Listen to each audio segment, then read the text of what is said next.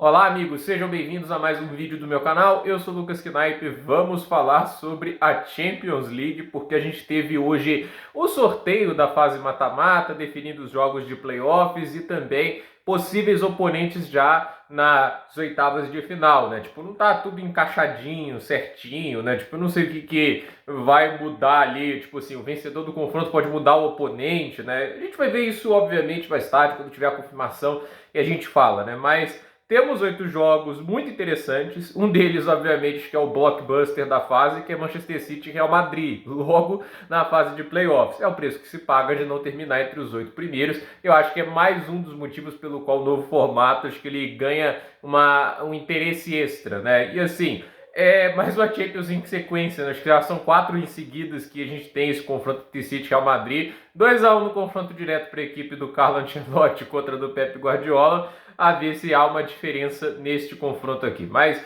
vamos falar de todos os jogos, a gente obviamente vai falar desse City Real Madrid, mas antes eu quero que você deixe seu like, se inscreva no canal, compartilhe esse vídeo. E assim, primeiro vídeo, no primeiro jogo, quer dizer, Brest e PSG. Ótimo oponente para o PSG. Porém, o PSG só enfrenta na próxima fase Liverpool ou Barcelona. Então, é aquele negócio. O oponente agora nessa fase, legal, é bem acessível. Eu acredito até que o PSG consiga passar. Mas Liverpool e Barcelona na próxima fase é bem complicado. E assim, eu acredito que os reforços, né, podem ajudar e a melhora individual de alguns atletas pode ser importante. Tanto o Barcola, o Désiré Doué, a chegada do Kvaratskhelia, é claro, a fase incrível que o Dembélé vive. Mas assim, eu acho que ainda faz falta a figura de um centroavante referência nessa equipe. E com a saída do Koulibaly, a falta de confiança que o Luiz Henrique tem no Gonçalo Ramos, né? Fica meio difícil acreditar que vai ter um cara desse perfil, pelo menos nessa temporada. Quem sabe na próxima, mas vamos ver até onde o PSG consegue ir, mas não achem que o PSG é um oponente acessível e fácil. Na vitória contra o Manchester City é uma demonstração que é um time muito perigoso, tem um ataque extremamente móvel e um ataque com muita qualidade de drible, criatividade. O Barcola e Dembélé são pontas espetaculares e, é claro, um meio-campo muito bom. João Neves, Vitinha, Zaïre Emery, esse meio-campo é jovem, talentoso, de muita qualidade para controlar os jogos e, ao mesmo tempo, tem muita criatividade de passe, visão de jogo. Então, assim, é time perigoso o PSG. Não é porque não tem mais aquelas super estrelas que a gente não deve respeitar o poder do elenco deles, e é obviamente um técnico que, assim, no seu melhor já se mostrou muito diferenciado que o Luiz Henrique. Mas que eu não seja um fã da postura dele, né?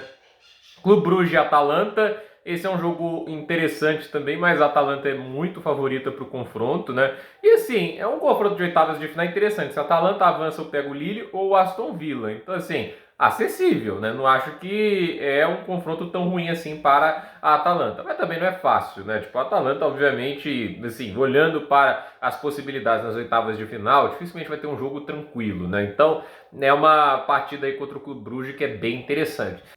Mas não subestime o time da Bélgica também não, porque assim, é um time que conseguiu passar de fase, teve alguns jogos muito bons da Champions League até agora.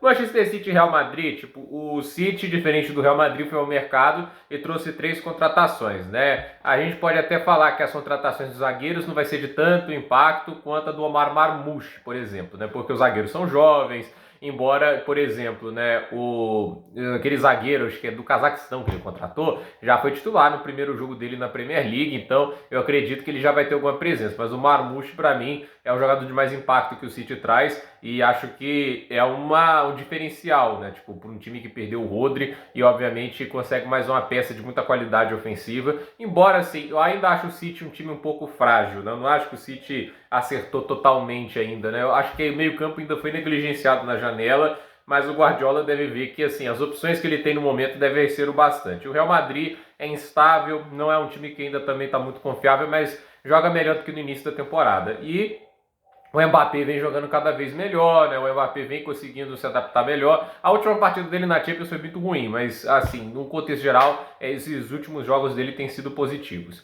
Juventus e PSV é um jogo interessante também. O PSV não é um time para ser subestimado, vem fazendo uma campanha boa na Eredivisie, mas né, a Juventus assim, né, tipo, é um time que traz o Koulibaly para ser centroavante, que eu acho que é uma boa opção vista a fraca temporada do Dusan Vlahovic.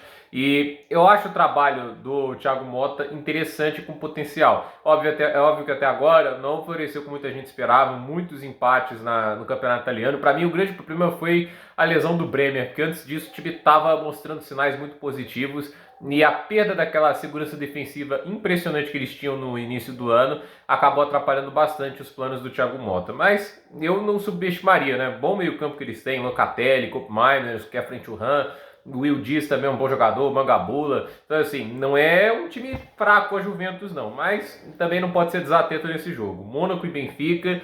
Benfica do Bruno Lage é um time bem interessante também. Aqui só para eu esqueci aqui, City, Real Madrid, o vencedor do jogo enfrenta Atlético de Madrid ou Bayer Leverkusen. Então, assim, não é nada fácil também o oponente que vem na fase seguinte. O Juventus e PSV, o vencedor enfrenta ou o Arsenal ou a Inter de Milão. E o Mônaco e Benfica é um jogo interessante. O Benfica, a meu ver, tem um favoritismo porque eu acho que taticamente parece um pouco mais maduro e eu acho que o elenco é um pouco melhor. E o vencedor desse jogo pode enfrentar ou Barcelona ou Liverpool. Sporting Borussia Dortmund, né? O Sporting do Rubem Amorim obviamente intimidava mais. O Sporting desde a saída do técnico para o Manchester United vem jogando pior e assim, né? Tem nomes legais, né? Acho que o Gonçalo Inácio joga lá, né? Acho que joga. E assim, tem o Vitor Gyökeres, né, que é um dos melhores centroavantes do futebol europeu atualmente, mas a queda assim, de nível tático é notável. E o Dortmund assim, tá agora com o Niko Kovac de técnico, vamos ver o impacto que ele vai ter, mas não é um elenco que tem empolgado tanto. A mudança para o 4-4-2 que o auxiliar fez, né, colocando o Gittens e o ADM nas pontas, foi muito bacana. Eu achei legal, eu acho que é o caminho que tem que ser seguido. Mas se o Kovac vai fazer isso ou não é outra história, né? E a gente tem Celtic e Bayern de Munique, né? Lembrando, o Sporting Dortmund, o vencedor enfrenta ou Aston Villa ou Lille.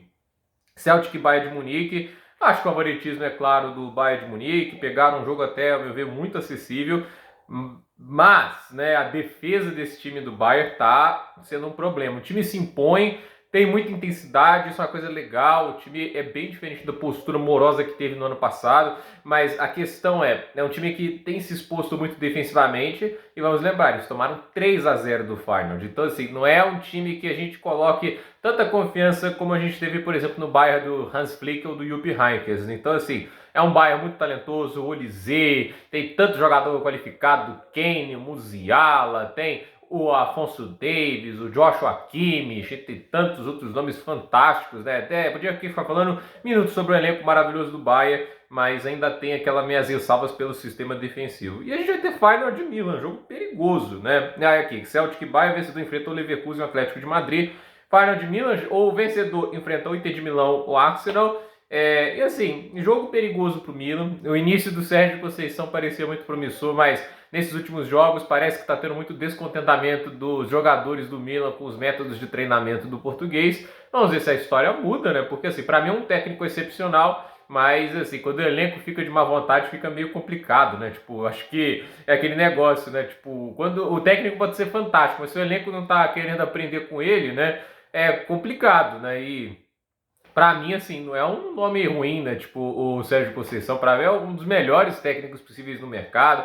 Eu fiquei super empolgado quando o Milan contratou ele, mas a verdade é que esse início é um pouco preocupante mesmo, né? Mas vamos ver o que acontece. A gente pode ter o clássico Milan-Inter de Milão, né? Das oitavas de final. Acho que é o que todo mundo gostaria de ver, né? Mas vamos ver se isso acontece. Tem que passar pelo Feyenoord, primeira equipe do Sérgio Conceição. Então esses são os jogos, né? Brest PSG, Clube Brugge Atalanta, Manchester City Real Madrid, Juventus PSV, o Mônaco e Benfica, Sporting Dortmund, o Celtic e Bayern de Munique, Feyenoord de Milan, sem dúvida City Real Madrid, o jogo mais atrai a atenção das pessoas nessa fase de playoffs do novo formato aí da Champions League. Então, gente, por esse vídeo é isso, dúvida nos comentários, deixe seu like, se inscreva no canal, compartilhe este vídeo e deixe aí o seu palpite. Quem que você acha que avança da fase de playoffs para as oitavas de final? Por esse vídeo é isso, até a próxima.